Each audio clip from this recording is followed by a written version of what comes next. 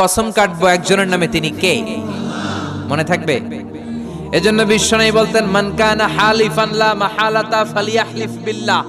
কারো যদি কোনো কারণে গুরুত্ব বোঝাবার জন্য কসম কাটতে হয়, একজনের নামে কাটবা, তিনি কে? এমনকি কাবা ঘরের নামে কসম করা যাবে না, কাবার কসম বলা যাবে না, বলতে হবে তারাব্বিল কাবা, কাবার রবের কসম। সব কসম হবে কার নামে? আর জোরে বলেন, কার নামে? এরপরে বিশ্বনবী বললেন, লা তিয়ারাতা ফিল ইসলাম, ইসলামে তিয়ারা নাই। তিয়ারা মানে শুভ অশুভ, কুলক্ষণ সুলক্ষণ, এগুলো ইসলামে নাই। আছে? জোরে বলেন, আছে? শুভ অশুভ সুলক্ষণে কুলক্ষণে এগুলা নাই। লা তিয়ারাতা, লা তিয়ারাতা ফিল ইসলাম, ইসলামে কোনো তিয়ারা নাই। আমরা শুভ অশুভ সুলক্ষণ কুলক্ষণ কুফা এগুলোতে বিশ্বাস করি কি করি না?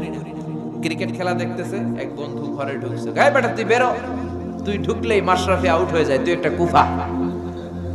বলেন এগুলা? বলে বলে এগুলো বলা যাবে না। নতুন বউ আসছে, শাশুড়ি কয়, মা নতুন আসছে, একটু চা বানায় খাও। নতুন রান্নাঘর, নতুন সবকিছু, কিছু বুঝে নাই, চা বানাইতে যায় কাপ পরে ভেঙে গেছে। সবাইকে বউটা ভালো না রে, বউটা অপয়া, বউটা কুলক্ষণে, বলে না? এগুলো বিশ্বাস করা যাবে? ইসলাম বলে বিশ্বাস করবা তকদিরের উপর, ওয়াল কাদার, খাইরিহি ওয়া শাররিহি মিন আল্লাহ। ভালো হোক মন্দ হোক করতে পারে একজন, তিনি কে? কেউ যেটা পারে না পারে কে? কেউ যেটা দেখে না দেখে কে?